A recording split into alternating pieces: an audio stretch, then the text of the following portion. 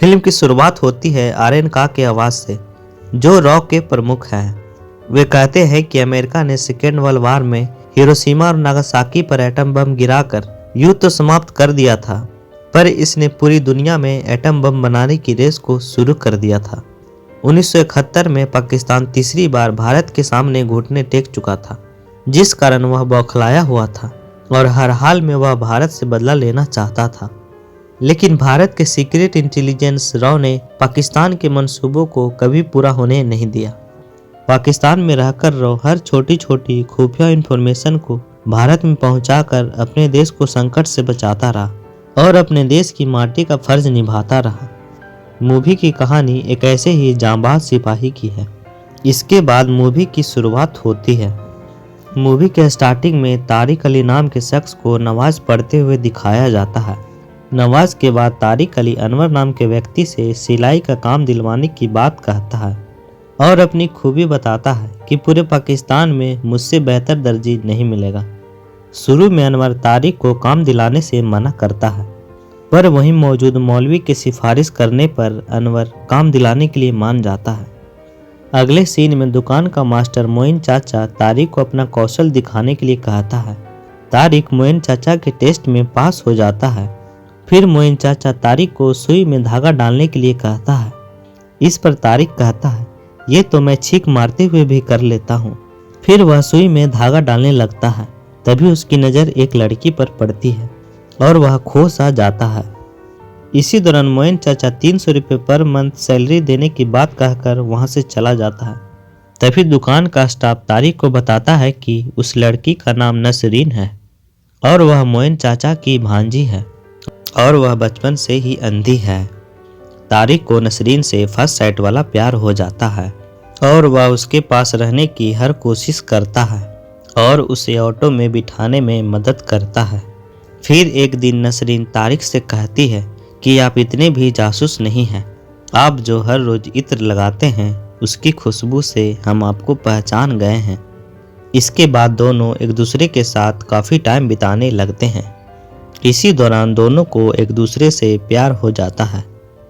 एक दिन नसरीन के अब्बू उसे तारिक के साथ देख लेता है। तब उसके पास जाकर धमकाता है और कहता है, मेरी बेटी से दूर रहो। इस पर तारिक कहता है, मैं नसरीन से प्यार करता हूँ और उससे निकाह करना चाहता हूँ। इसके बाद नसरीन के अब्बू गुस्से से वहाँ से चले जाते हैं। शुरुआत में नसरीन के अब्बू निकाह के लिए राजी नहीं होते हैं, क्योंकि तारिक के पास ना तो अच्छा घर था और ना ही नौकरी। लेकिन नसरीन के समझाने पर अब्बू निकाह के लिए मान जाते हैं। इसके बाद दोनों का निकाह हो जाता है। अगले सीन में दिखाया जाता है कि इंदिरा गांधी के नेतृत्व में इंडिया सन 1974 में न्यूक्लियर बॉम्ब का सफल परीक्षण कर लेता है। इस खबर से पाकिस्तान में खलबली मच जाती है और Pakistan PM Zulfikar Ali Bhutto nuclear bomb बनाने का फैसला करता है। इस सीक्रेट मिशन के लिए पाकिस्तान हॉलैंड से एक highly expert nuclear scientist Abdul Qadeer Khan को बुलाता है। AQ खान अपनी पूरी फैमिली के साथ पाकिस्तान आता है, जिसकी खातिरदारी में पाकिस्तान कोई कसर नहीं छोड़ता है। एक और पाकिस्तान पीएम भुट्टो इंटरनेशनल मंच पर इंडिया के न्यूक्लियर टेस्ट का जोरदार विरोध कर रहा था। वहीं दूसरी ओर वह खुफिया जगह पर न्यूक्लियर बॉम्ब बना रहा था।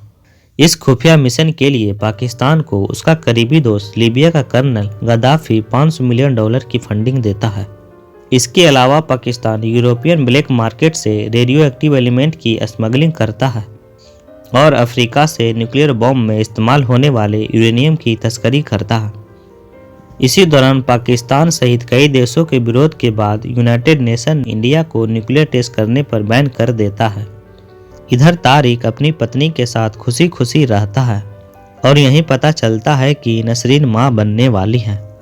रॉ का चीफ भारतीय पीएम इंदिरा गांधी को पाकिस्तान की इस खुफिया मिशन की जानकारी देता है और कहता है कि अगर हमने पाकिस्तान के इस मिशन को नहीं रोका तो बहुत बुरा अंजाम होगा।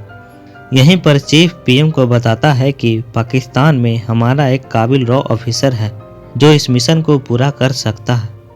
इसके बाद इंदिरा गांधी यह मिशन करने का अप्रूवल दे देती है। इधर तारिक नसरीन को अब्बू से मिलवाने ले जाता है। मिलवाने के बाद वह नसरीन को घर छोड़ देता है। फिर दुकान जाकर वह शर्मा नाम के व्यक्ति को फोन करता है।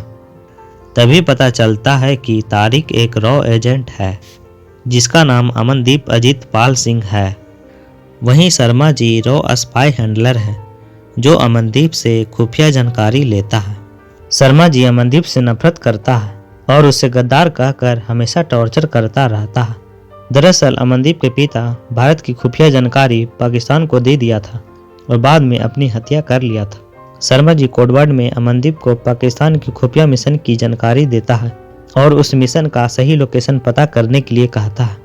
फिर अमनदीप से कहता है कि चीफ साहब ने इस मिशन को पूरा करने के लिए तुम्हें जिम्मेदारी सौंपा है। यहीं पर शर्मा जी इस मिशन का नाम मिशन मजनू रखता है और उसे एक व्यक्ति से मिलने के लिए कहता है। इधर इंडिया में एक एजेंट चीफ से कहता है कि अमनदीप को यह मिशन देखकर शायद आप गलती कर रहे हैं। उसके पिता ने ही अंबाला एयरबेस का ब्लूप्रिंट पाकिस्तान को बेच दिया था। इस पर चीफ कहते हैं उसके पिता ने गलती की और बेटा पश्चाताप करना चाहता है।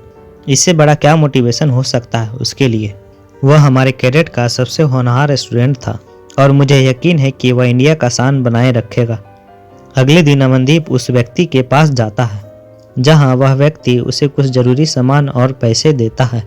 इसी समय उस व्यक्ति को पता चलता है कि अमनदीप शादीशुदा है। दरअसल यह व्यक्ति भी एक रॉ एजेंट है और उसका नाम असलम उस्मानिया है। अगले सीन में मोइन चाचा तारिक को ब्रिगेडियर के यहाँ यूनिफॉर्म पहुंचाने के लिए कहता है। रास्ते में तारिक यूनिफॉर्म का 2 बटन तोड़कर पानी में फेंक देता है और यूनिफॉर्म को ब्रिगेडियर के यहाँ पहुंचा देता है। बटन नहीं होने के कारण ब्रिगेडियर मोइन चाचा को खूब डांटता है।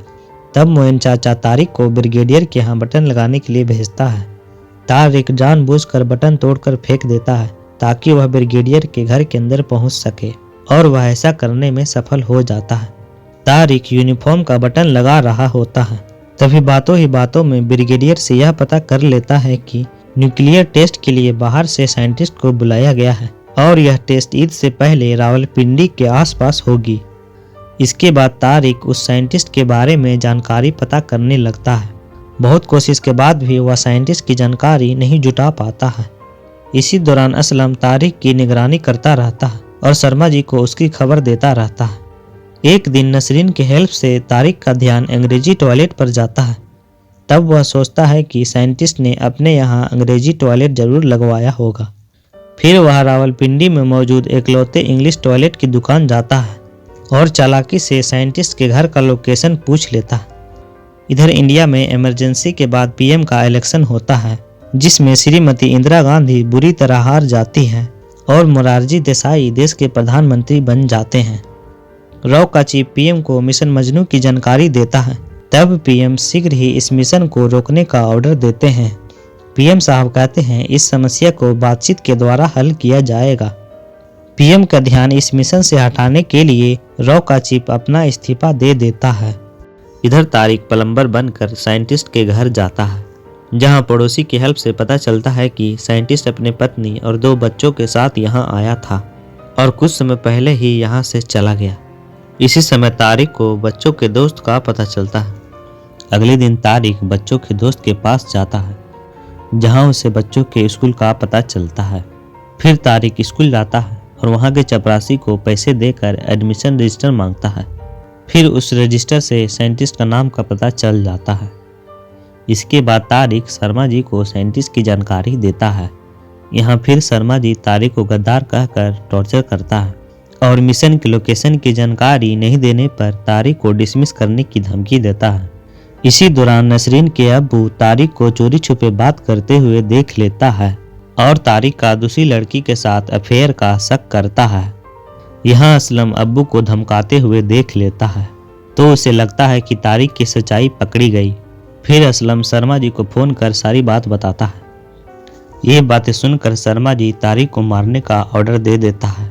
फिर असलम उसके घर जाकर जोर जोर से दरवाजा पीटता है। तारिक के गेट खोलने पर असलम गोली मारकर हत्या कर देता है। इधर पाकिस्तान में जनरल जियाउल हक के नेतृत्व में सेना तख्ता पलट कर देता है और पीएम भुट्टो को गिरफ्तार कर लेता है। इसके बाद जनरल जिया पाकिस्तान की कमान संभाल लेता है। जनरल जियाउल हक बेहद शातिर और कट्टर सोच वाला व्यक्ति था इसलिए इंडिया के लिए मुश्किलें बढ़ने वाली थी। अगले सीन में पता चलता है कि असलम तारिक का नहीं बल्कि नसरीन के अब्बू का हत्या किया था और मोइन चाचा तारिक के पास उसकी मौत का सूचना देने आया था। फिर तारिक असलम के पास जाकर उसे खूब पीटता है और कहता है कि अब्बू को कुछ पता नहीं था, तुमने एक निर्दोष का हत्या किया है। उसी समय मौलवी साहब आते हैं और बताते हैं कि शर्मा जी ने तुम्हें मारने का ऑर्डर दिया था। असलम ने शर्मा जी का पहली बार ऑर्डर ना मानकर तुम्हारा जान बचाया है।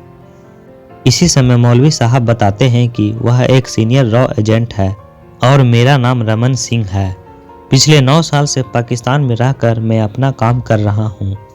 इसके बाद रमन सिंह तारिक को समझाता है कि हमारे पास बहुत कम समय है, हमें मिलकर काम करना होगा। इधर इंडिया में नए रॉ चीफ को सूचना मिलती है कि पाकिस्तान क्वेटा में न्यूक्लियर बॉम्ब बना रहा है। चूंकि इजराइल इंडिया का अच्छा मित्र है, इसलिए इंडिया की मदद के लिए वह क्वेटा पर एयर मिसाइल करने वाला था। इधर पिता की मौत के बाद नसरीन गुमसुम सी रहने लगी थी और उसका दिल बहलाने के लिए तारिक उसे मोइन चाचा के यहाँ ले जाता है। यहाँ मोइन चाचा तारिक को बताता है कि 400 सैनिकों के यूनिफॉर्म का ऑर्डर उसके हाथ से निकल गया और यह ऑर्डर हमीद को मिल गया।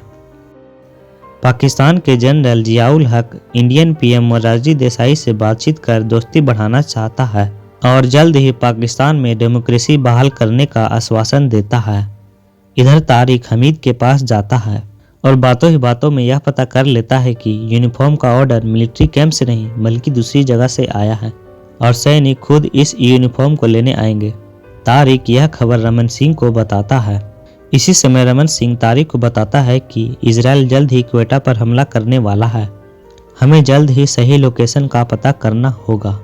फिर तारिक एक प्लान बनाता है और पुलिस का यूनिफॉर्म पहनकर आर्मी वालों से उस लोकेशन का पता पूछ लेता है।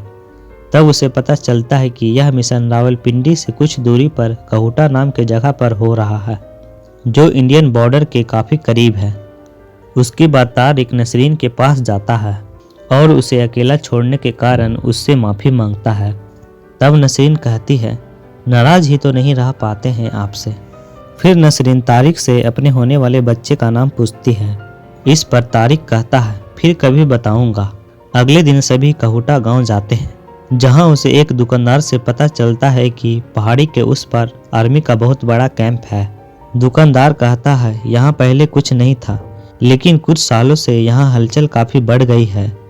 इसके बाद असलम और तारिक पहाड़ी के उस पर जाता है और तारिक चुपके से न्यूक्लियर प्रोजेक्ट का लोकेशन देख लेता है।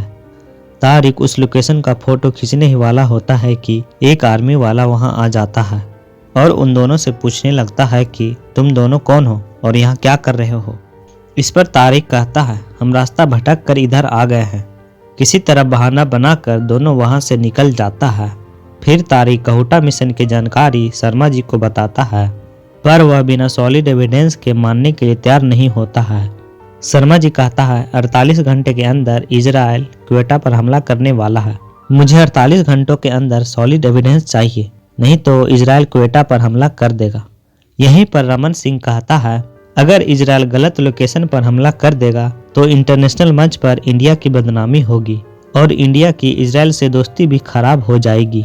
इसके अलावा पाकिस्तान भी न्यूक्लियर बॉम्ब बनाने में कामयाब हो जाएगा। इसीलिए हमें जल्द ही न्यूक्लियर मिशन का सॉलिड एविडेंस शर्मा जी को देना होगा।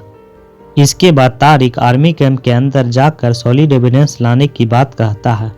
असलम उसे ऐसा करने से मना करता है और कहता है, यह तो पागलपन है। फिर रमन सिंह कहता है, अपने पिता का गुनाह तुम क्यों चुकाना चाहते हो? उनका हिसाब चुकाने के लिए तुम कोई गलत काम मत उठा लेना। तब तारिक कहता है, अपनी माँ से कोई हिसाब नहीं होता रमन भाई, तो अपने देश से कैसे हिसाब हो सकता है? हम इंडिया हैं, हम नफरत पे नहीं प्यार पे पलते हैं। हमने तो प्यार के बल पर आज़ादी पा ली थी, बताइए है कोई ऐसा देश? इसके बाद यह सीन यहीं कट हो जाता है। अगले दिन तारिक कैंप के अंदर जाने की तैयारी करने लगता है।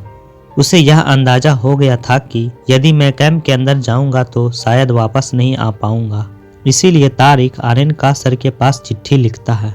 अगले दिन नसरीन के पेट में पेन होता है, जिस कारण तारिक उसे हॉस्पिटल ले जाता है, जहां उसे एक क्लू मिलता है कि न्यूक्लियर कैंप में काम करने वाले लोगों के हेयर में रेडियो एक्टिव एलिमेंट हो सकता है। और यह हेयर सैंपल एक सॉलिड एविडेंस होगा। इस क्लू के कारण अब उसे न्यूक्लियर कैंप जाने की आवश्यकता नहीं थी। इसके बाद सभी कहुटा गांव के इकलौते नाई की दुकान जाता है, जहां रमन सिंह और असलम जानबूझकर लड़ाई करने लगता है। इसी दौरान तारिक हेयर सैंपल ले लेता है। इस हेयर सैंपल को समझौता एक्सप्रेस के द्वारा ही जल्दी में इंडिया भेजा जा सकता था, लेकिन किसी के पास इंडिया जाने का पासपोर्ट नहीं था। लेकिन तारिक चालाकी से किसी तरह समझौता एक्सप्रेस में बैठ जाता है और एक महिला के बैग में हेयर सैंपल रख देता है। इसी बीच ट्रेन के अंदर सिपाही को खबर मिलता है कि एक आदमी बिना टिकट और पासपोर्ट के ट्रेन के अंदर घुस गया है। फिर पुलिस तारिक को पकड़ने की बहुत कोशिश करता है, लेकिन किसी तरह जान बचाकर वह नदी में कूद जाता है। घर जाकर वह शर्मा को उस महिला और ट्रेन की बोगी की पहचान बताता है और कहता है कि महिला के बैग में कैंप के अंदर काम करने वाले आर्मी का हेयर सैंपल है। उसे लेकर जल्द ही रेडियो एक्टिविटी टेस्ट करवाइए, हमारे पास मात्र 12 घंटे बचे हैं। शर्मा जी स्पेशल फोर्स को यह खबर बताता है। फिर स्पेशल फोर्स उस महिला के बैग से हेयर सैंपल लेकर शर्मा जी को दे देता है। उसके बाद शर्मा जी हेयर सैंपल का रेडियो एक्टिविटी टेस्ट करवाता है। टेस्ट करवाने के बाद साइंटिस्ट कंफर्म कर देता है कि इसमें न्यूक्लियर बम बनाने वाले यूरेनियम का रेडिएशन है। इधर इजराइल क्वेटा पर अटैक करने वाला होता है और मिसाइल को तैयार कर देता है। इसी दौरान इंडिया से इजराइल कांटेक्ट किया जाता है और एयर स्ट्राइक को तुरंत रोकने के लिए कहता है। फिर इजराइल का जनरल इस मिशन को तुरंत अबॉर्ट करवा देता है। उसके बाद शर्मा जी तारिक को बताता है कि हमारा मिशन सफल रहा। 2.5 मिनट पहले इजराइल ने अपना मिसाइल वापस बुला लिया। फिर शर्मा जी तारिक से किए गए बदसलूकी के लिए उससे माफ़ी मांगता है और कहता है, बॉर्डर के इस पार बैठकर मैं अपने आप को सच्चा देशभक्त समझता था, लेकिन आज तुमने समझा दिया कि असली देशभक्ति किसे कहते हैं। तुम भारत का बेटा एक सच्चा सिपाही हो। शर्मा जी की बात सुनकर तारिक इमोशनल हो जाता है। अगले सीन में इंडियन पीएम मोरारजी देसाई को मिशन मजनू की जानकारी मिलता है। मिशन मजनू पीएम के आदेश के बिना किया गया था, इसलिए पीएम राव के चीफ पर काफी गुस्सा करते हैं। इसके बाद मोरारजी देसाई पाकिस्तान जनरल जिया को फोन कर धमकाते हैं और कहते हैं कहुटा मिशन पर तुरंत रोक लगाया जाए, नहीं तो इसका बहुत बुरा अंजाम होगा। पीएम की धमकी के कारण जनरल कहुटा मिशन को तुरंत रोकने का आदेश दे देता है। यहीं पर जनरल को शक हो जाता है कि कहुटा मिशन की जानकारी राव के एजेंट ही दिल्ली पहुंचाया होगा।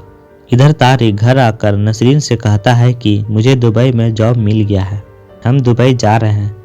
ये बातें सुनकर नसरीन खुश हो जाती है। दूसरी ओर पाकिस्तान जनरल 24 घंटों के अंदर राव एजेंट को ढूंढकर मारने का ऑर्डर देता है, जिसके बाद स्पेशल फोर्स 1 वीक के अंदर इंडिया में किए गए कॉल डिटेल से 21 लोगों को शॉर्टलिस्ट करता है। इस 21 लोगों में पाकिस्तान के लोग भी शामिल थे, लेकिन पाकिस्तान चीफ सभी को मारने का ऑर्डर दे देता है। इधर तारिक को दुबई का टिकट मिल जाता है। इसके बाद वह नसरीन को मोइन चचा से मिलवाने ले जाता है। इधर स्पेशल फोर्स पाकिस्तान के बाहर जाने वाले कॉल को बंद करवा देता है। फिर सभी 21 लोगों को ढूंढकर मारने लगता है। इसी बीच स्पेशल फोर्स असलम को मारने के लिए पहुंचता है।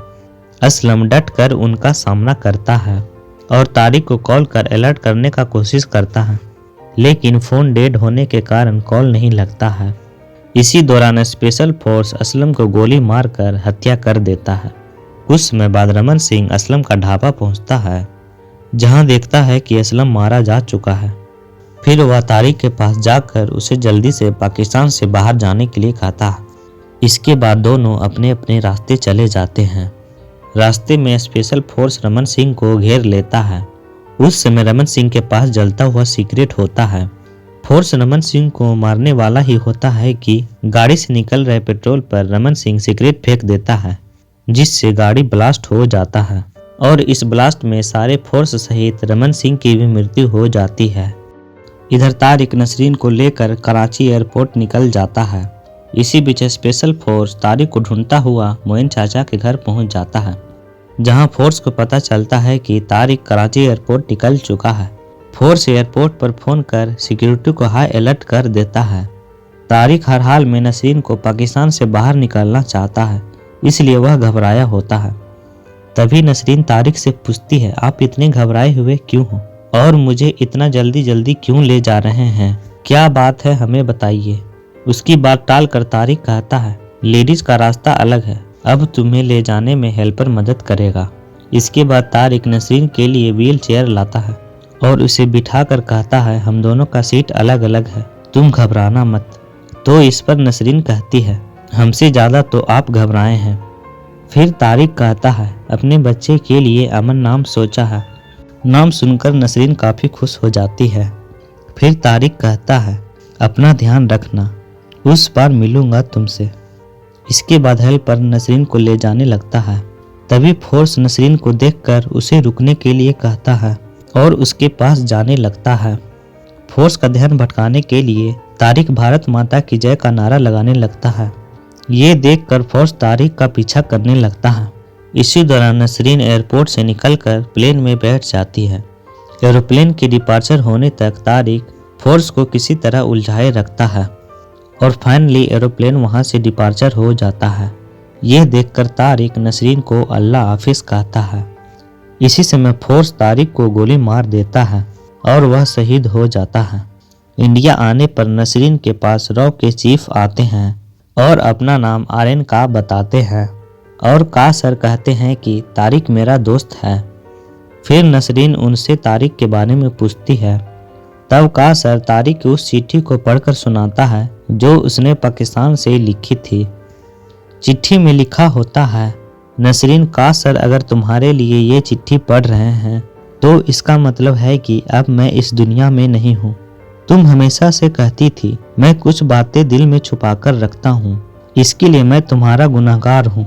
मैं तुम्हें दिल से प्यार करता हूँ, लेकिन कुछ बातें फर्ज से मजबूर होकर तुम्हें कभी बता नहीं पाया।